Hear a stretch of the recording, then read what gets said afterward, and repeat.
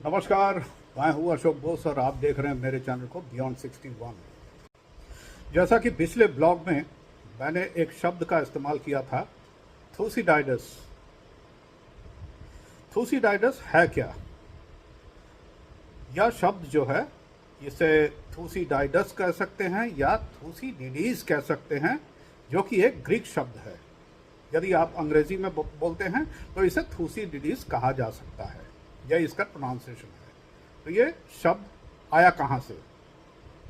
यह एक शब्द है 5वीं शताब्दी ईसा पूर्व BC में इतिहासकार कहें, फिलोसोफर कहें, हिस्टोरियन कहें, थूसीडाइडस के लेखन और उनके विचार के ऊपर आधारित यह शब्द बना है।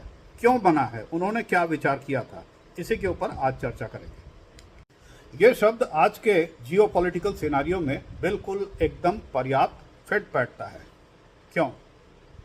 जब भी कोई उभरता हुआ शक्ति किसी सत्तारूढ़ यानी रूलिंग शक्ति को, वर्तमान शक्ति को यानी पावर को हटाने की कोई धमकी देता है या धमकी देने का एक प्रक्रिया प्रारंभ करता है, धमकी देता नहीं है परंतु वह एक धमकी का स्वरूप बताता है।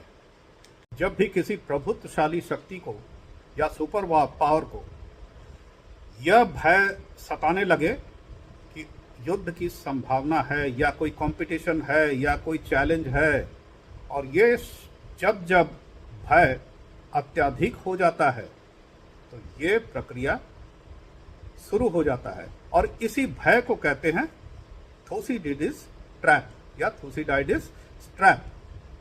हालांकि ऐसा कोई जरूरी नहीं है कि युद्ध होना ही पड़ेगा या युद्ध होना अनिवार्य हो जाता है, ऐसा नहीं है, परंतु इसके कई हिस्टोरिकल कॉन्टेक्स्ट भी सामने देखे जा सकते हैं।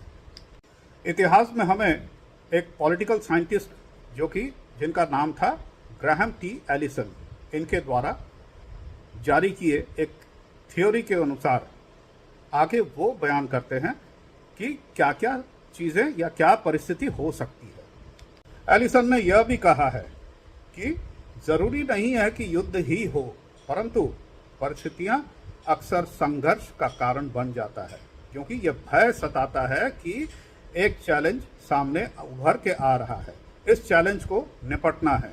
तो वो कैसे निपटते हैं? वो चाहे ट्रेड के जरिए हो, टैरिफ के जरिए हो, सैंक्शंस के जरिए हो, वो उस तरीके से किसी भी तरीके से सिचुएशन को या परिस्थिति को काबू में पाने का कोशिश करता है। ये कारण सिर्फ एक मात्र है, वो है भय, that I don't want challenge. कि जो देश सुपर पावर है और वो सुपर पावर होने का दावा करता है, दूसरा कोई पावरफुल कैसे हो सकता है, इस बात का वह भीतर ही भीतर संज्ञान लेता है, और उसे एक समय ऐसा आता है कि उसके पावर को चैलेंज करने वाला एक और दूसरा तैयार हो रहा है, उसे तैयार नहीं होने देना है। यही है थूसीडाइडस थ्योरी, और इसी को कहते हैं ट्रैप। इसके कुछ ऐतिहासिक, बहुत पुरातन ऐतिहासिक मिसाल भी हैं, हिस्टोरिकल कॉन्टेक्स्ट भी पाए जाते हैं। जैसे पेलोपोनेशियन युद्ध में एथेंस का शक्ति का स्थापना, और उससे जो स्पार्टन, एक मूवी देखा होगा आप लोगों ने 300 स्पार्टन्स, ये इस सिनेमा में बड़ा अच्छा चित्रण किया गया है। जब स्पार्टन्स जो है ये चिंतित हो गए थे इनके वजह से, उस युद्ध के वजह से, और ये ग्रीस में हुआ था। अब आते हैं मॉडर्न कॉन्टेस्ट।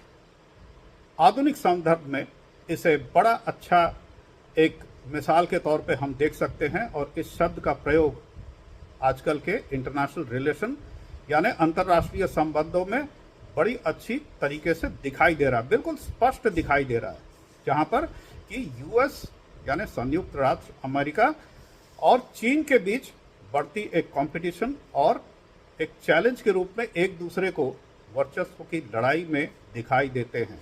ये लड़ नहीं रहे हैं, लेकिन वाक युद्ध शुरू है। इस चीज से इनकार नहीं किया जा सकता कि चीन और अमेरिका के बीच में जो प्रभुत्व की लड़ाई है, ये दोनों एक दूसरे को चैलेंज कर रहे हैं, चाहे वो ट्रेड के माध्यम से हो या उनके आपस के नेबर्स के माध्यम से हो। ये उभर के एक चैलेंज बन रहे हैं एक दूसरे के। हालांकि मज़ेदार बात यह है कि एक दूसरे के पूरक भी हैं, एक दूसरे के बगैर चल भी नहीं सकते हैं। एक मैन्युफैक्चरिंग कर रहा है, दूसरा उपभोक्ता है, कंज्यूमर है, उसे प्रोडक्ट्स चाहिए, परंतु टैरिफ भी लगा रहे हैं और हो सकता है कि सैंक्शन भी लग जाए। लगे ना लगे अलग बात है, परंतु यह शक्ति प्रदर्शन नहीं है तो और क्या है। ये कारण सिर्फ एक ही है, उस भय का इंक्रीज होना, बढ़ जाना। जितना भय बढ़ेगा वो जाल उतना ही ज़्यादा बुनता रहेगा दोनों पक्ष, और दोनों ही एक दूसरे के आसपास एक खतरनाक चक्र बनाएगा, एक विशियस सर्कल तैयार करेगा। हालांकि भारत इसमें नहीं होना चाहिए, परंतु है भी, उसका हमें प्रतिक्रिया दिखाई दे रहा है। एक दूसरे के प्रति जो आदान प्रदान हो रहा है उससे हमें यह महसूस होता है कि भारत भी इसमें शामिल हो चुका है। कारण टैरिफ और टैरिफ के साथ वाक युद्ध ये प्रारंभ है, जबकि भारत यूएसए और चीन दोनों में इकोनॉमिक स्टेटस में बहुत पीछे है अभी भी। हालांकि भारत को यदि चैलेंज या प्रतिद्वंदी के हिसाब से अगर ले लेते हैं तो ये बहुत अच्छी बात है कि हम उनके बराबर का एक दर्जा पा रहे हैं, वो हमसे डर रहे हैं, यानी उनके अंदर भारत के लिए एक भय तैयार हो चुका है, भारत प्रगति कर रहा है। परंतु यह भयभीत होने की कोई स्थिति नहीं है, क्योंकि ऐसा भी देखा गया है, ऐतिहासिक मिसाल है कि इंटरनेशनल रिलेशन या कूटनीति, डिप्लोमेसी के जरिए युद्ध को टाला भी गया है और टाला जा सकता है, और भारत वही कर रहा है। इसलिए थुसिडाइडस आप समझ गए, और थुसिडाइडस का जो ये थ्योरी है या ट्रैप है, इसमें भारत नहीं पड़ेगा, अपना काम करता जाएगा, और